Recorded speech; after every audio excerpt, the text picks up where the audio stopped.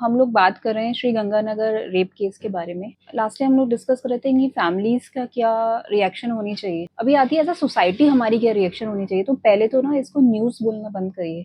ये जो चीज़ें होती है न्यूज़ आपके मेरे लिए हो सकती हैं, हमारे लिए हेडलाइंस हो सकती हैं, लेकिन जिस परिवार पे गुजरी है, जिस बच्ची पे गुजरी है, उनके लिए एक लाइफ चेंजिंग इंसिडेंस है और जिसे शायद ही वो लोग भूल पाएंगे। तो वो भूल पाएं इसके लिए एज अ सोसाइटी हम क्या कर सकते हैं।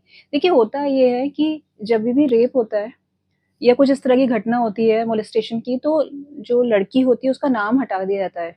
उसे आप जैसे दिल्ली का केस हुआ था, तो वहां भी जो बच्ची का नाम था वो कभी नहीं सामने आया, कुछ और ही नाम रख के बात करते रहे। तो एक तो ये बंद करिए, क्योंकि ऐसा लगता है कि उसने कुछ गलती करी है।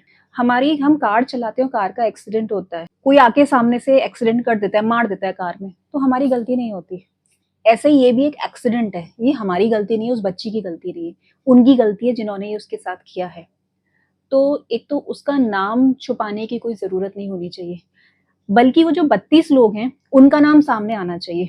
हर चौराहे पर उन 32 लोगों की लिस्ट हो, ताकि सबको पता हो कि ये हैं वो राक्षस जिन्होंने हरकत की। हम क्या करते हैं, आप कभी देखिएगा कि मीडिया माइक लेके लोगों के मुंह पे घुस जाती है कि आपकी क्या रिएक्शन है, आपको क्या लगता है। भाई कैसा लगेगा, क्या रिएक्शन आएगी इसमें। आप उस बच्ची के माँ बाप से पूछ रहे हैं आपको कैसा लग रहा है, कैसा लगेगा। उस बच्ची से पूछ रहे हैं आप क्या कहना चाहेंगी, वो क्या कहना चाहेगी। वल्चर्स की तरह उनका पीछा करना बंद कीजिए। पड़ोसी झांक रहे होंगे, रिश्तेदार खुसुर पुसुर कर रहे होंगे कि ये हो गया वो हो गया, नॉर्मलाइज करिए। मैं बार बार नॉर्मलाइज इसलिए कह रही हूँ कि प्रॉब्लम बड़ी तो है, लेकिन इंसान भूल इसलिए नहीं पाता कि हम भूल ही नहीं देते, सालों सालों उसको डिस्कस करते रहते हैं, स्टिग्मा बना देते हैं। ये स्टिग्मा उस लड़की के लिए नहीं, उन 32 लोगों के लिए। ये लड़की की क्या गलती है, कोई गलती नहीं है।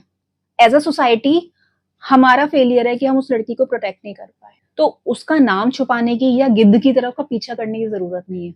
उसको, उसकी फैमिली को जीने दीजिए। वो बच्ची अभी आईसीयू में, उसे रिकवर करने दीजिए और उसके बाद वो नॉर्मल लाइफ जी पाए। इसके लिए बहुत जरूरी है कि हम अपनी आंखों में ना तो उसके लिए शर्म, ना जवाब, ना ही दया लाएं।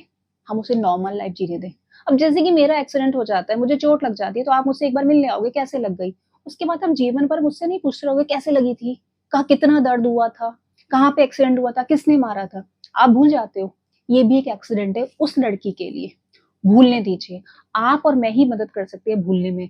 इसे as a news, as a headline लेना बंद करिए। आप जितना सपोर्टिव हो सकते हैं, मैं फिर कह रही हूँ, जब आप उससे मिले उस बच्ची से, तो आंखों में दया या घिन या कुछ ऐसा कि ओहो इसके साथ कैसे हो गया, या सवाल मत लाइए। जितने आप नॉर्मल होंगे वो बच्ची उतनी जल्दी नॉर्मल हो पाएगी, उसकी फैमिली उतनी जल्दी नॉर्मल हो पाएगी। ऐसा सोसाइटी हम सबसे ज्यादा उनके लिए यही कर सकते हैं।